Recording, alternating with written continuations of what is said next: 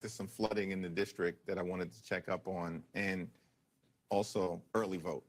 Yes, I know you want to get back for that.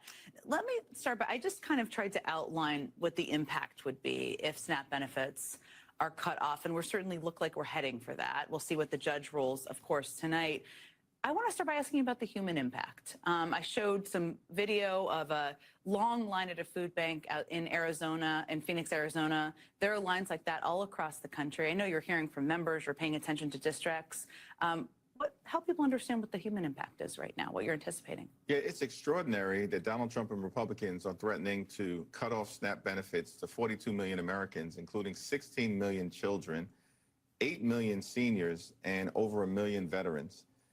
And every single one of those individuals represents a real life impact. People who would otherwise struggle to put food on the table in the absence of these SNAP benefits.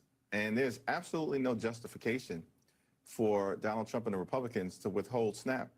They have more than $5 billion in an emergency fund that will allow these benefits to continue through the end of November. They can also find funds for other things, just as they've repeatedly done, but they can't do it for SNAP. So that's extraordinary. It shows where their priorities are. And Mike Johnson actually said the quiet power out loud earlier today when he indicated that we're willing to start.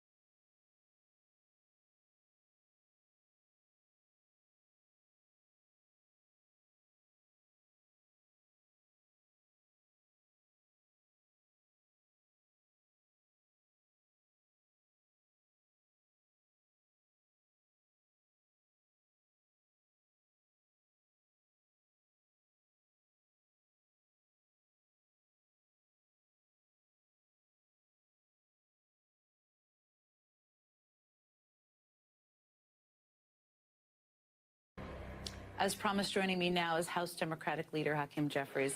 I just wanted to first start by saying I'm happy. As promised, joining me now is House Democratic Leader Hakeem Jeffries. I just wanted to first start by saying I'm happy you're on set. I love having conversations on set, but you're supposed to be in New York right now. And part of the shutdown impact is what's happening in airports. Yeah, I think there was bad weather in New York as well. Okay. In fact, there's some flooding in the district that I wanted to check up on, and also early vote. Yes, I know you want to get back for that. Let me outline what the impact would be if SNAP benefits are cut off, and we certainly look like we're heading for that. We'll see what the judge rules, of course, tonight. I want to start by asking about the human impact. I showed some video of a long line at a food bank out in Arizona, in Phoenix, Arizona. There are lines like that all across the country. I know you're hearing from members, you're paying attention to districts. Help people understand what the human impact is right now, what you're anticipating. Yeah, it's extraordinary that Donald Trump and Republicans are threatening to cut off SNAP benefits to 42 million Americans, including 16 million children, 8 million seniors, and over 1 million veterans. And every single one of those individuals represents a real life impact. People who would otherwise struggle to put food on the table in the absence of these SNAP benefits. And there's absolutely no justification for Donald Trump and the Republicans to withhold SNAP. They have more than $5 billion in an emergency fund that will allow these benefits to continue through the end of November. They can also find funds for other things, just as they've repeatedly done, but they can't do it for SNAP. So that's extraordinary. It shows where their priorities are. And Mike Johnson actually said the quiet power out loud earlier today when he indicated that we're willing to starve, meaning Republicans are willing to starve children and seniors and women and veterans and American families in order to put pressure on Democrats to continue Republican efforts to gut health care of everyday Americans. We're not going to do it. We just played that clip, and it's exactly as you said. He's basically saying we're using it as a bargaining chip. We're using people who will not have enough food next week, potentially, as a bargaining chip. One of the things that struck me is that hunger has never been a partisan issue. I mean, this program has never been shut down before since it was started in 1939. And now you have the Trump administration making a legal argument that they cannot use funding from other funds, which they can. There's also $23 billion they could use that they used for WIC, right? That's right. That they're making a legal argument, which feels to me almost kind of immoral. But how are you digesting that, the legal argument they're making, given the human impact here? Well, it's incredible that they would suggest that there are legal obstacles to doing anything when the Trump administration has been completely and totally out of control. But when it comes to actually meeting the needs of the American people who might otherwise go hungry, the Trump administration all of a sudden believes that they don't have the authority to do something that Congress has clearly given them the authority to do. But these are extremists who are willing to actually starve their own folks. One of the 5 states that would be most impacted if SNAP benefits are cut off is Louisiana, the home state of both Speaker Mike Johnson and Majority Leader Steve Scalise, but they could care less. After all, these are individuals who led the effort to pass the one big ugly bill that enacted the largest cut to Medicaid in American history, which is part of the reason why we have this health care crisis. But in that bill, they also cut $186 billion from SNAP, the largest cut to nutritional assistance in American history, which is one of the reasons why this hunger issue is not going away. And we're going to have to grapple with it as part of reversing these Republican policies that are doing great damage to everyday Americans. We're waiting for this judge's ruling, and she seemed to indicate that she thinks their argument is absurd. Do you have a good understanding, if she rules that they have to move forward with it, what the implementation of that could look like? Could that be implemented before November 1st, or it wouldn't be that quick? Yeah, it absolutely should be implemented by November 1st because the money is available, and it's just a question of the administration doing what the law requires it to do. In other words, the extraordinary action is Donald Trump and Republicans stopping the benefits from flowing to millions of people all across the country. And so we look forward to the judge's ruling. She's correct. The arguments being articulated by the Trump administration are absolutely absurd. But that's been the case from the very beginning. They cannot defend their position. They cannot defend their refusal to extend the Affordable Care Act tax credits, which is going to result in tens of millions of people experiencing dramatically increased health care premiums. The Republicans are now claiming, well, that's actually not the case. But as you pointed out, Jen, the reality is people from across the country are getting notices right now indicating that their premiums may go up by $1,000 or $2,000 per month. These are working class individuals. They cannot afford these increases. That's why Democrats are fighting on their behalf. I wanted to play, I don't know if you've seen this, you probably did, I know you pay attention, but I want to play one more thing Mike Johnson said today, because I would just remind people, I mean, he has been on TV a fair amount, but he has not brought his caucus back. You've had a brief conversation with him, but you haven't had negotiations with him. Normally, the Speaker of the House is working around the clock, but let me play this, we'll talk about it on the other side. People keep commenting to me, you look so tired on TV. I am so tired because we're not sleeping a lot. We're working overtime. I want to know what he's working on exactly. I understand he's been on TV. He has not answered questions on a lot of news issues.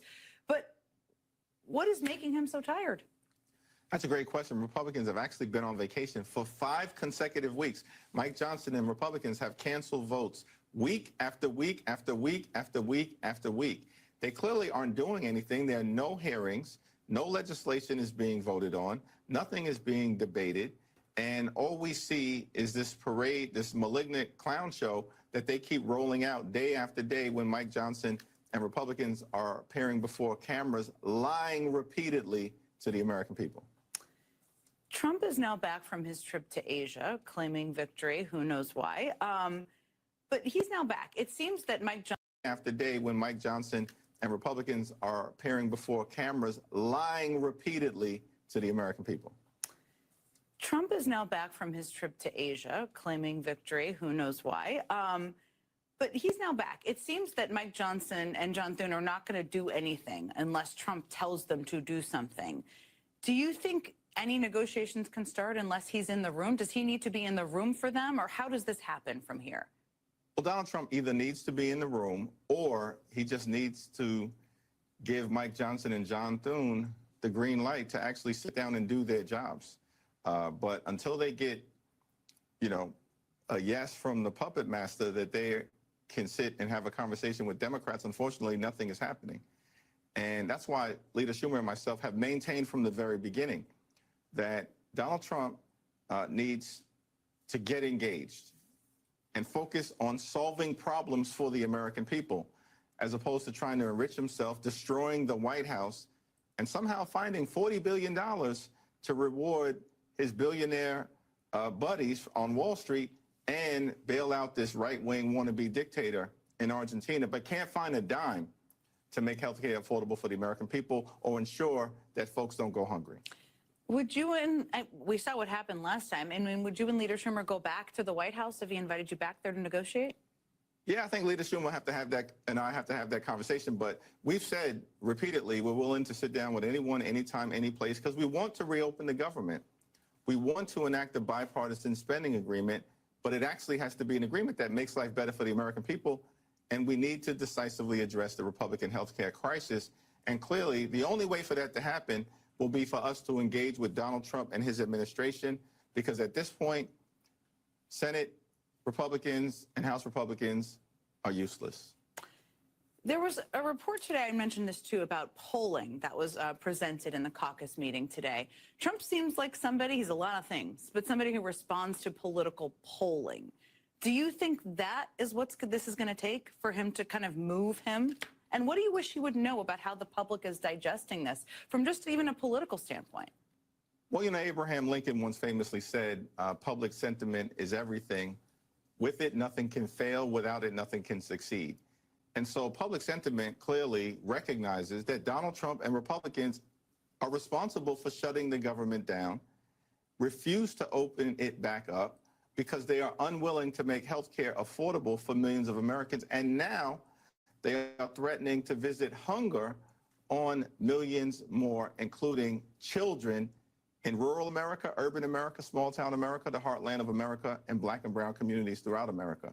At some point, I think it's going to become clear, maybe they'll wake up on Tuesday when the voters send a message that they don't like the direction that things are going under complete Republican control of government in America, and that they need to either get with the program or they will be thrown out of office. Johnson has now set another record for refusing to swear in a member of Congress. It's now been 37 days. I'm sure you're counting and well aware. Yeah. How have you thought about the precedent this could set and what kind of trouble he could cause around the midterms or any other special elections? Yeah, it's a terrible precedent in this instance, because now I think it's been 5 weeks or so that Representative-elect Adelita Grijalva has not been sworn in. It's clear that Johnson doesn't want to bring Republicans back because they'll be at each other's throats. They have no plan. Marjorie Taylor Greene has asked Johnson, where's the health care plan? Clearly, it's nowhere to be found. These are extremists who have voted more than 70 times to repeal the Affordable Care Act, and now they're under pressure to renew the Affordable Care Act tax credits, but they're unwilling to do so because they are extremists. And of course, Representative-elect Adelita Grijalva would represent the 218th signature on a petition that will force an up or down vote on the Epstein files. And Mike Johnson is doing his boss's bidding, Donald Trump, who clearly wants no part of the American people to see the Epstein files released. And so we're going to continue to put the pressure on House Republicans every single day until Representative-elect Grijalva is sworn in as a duly elected member of Congress, as should have been the case weeks ago. And we're going to continue to keep the pressure on the Republicans to make sure they actually are serving the American people. And in this instance, that's going to require lowering the high cost of living, partner with us to do that, and fix our broken healthcare system to address and by addressing the Republican healthcare crisis. Sounds like very reasonable things that the majority of the public would like their elected officials to do. Democratic leader Hakeem Jeffries, thank you so much for joining me. Thank you. Hope you get back safely tomorrow. Thank you.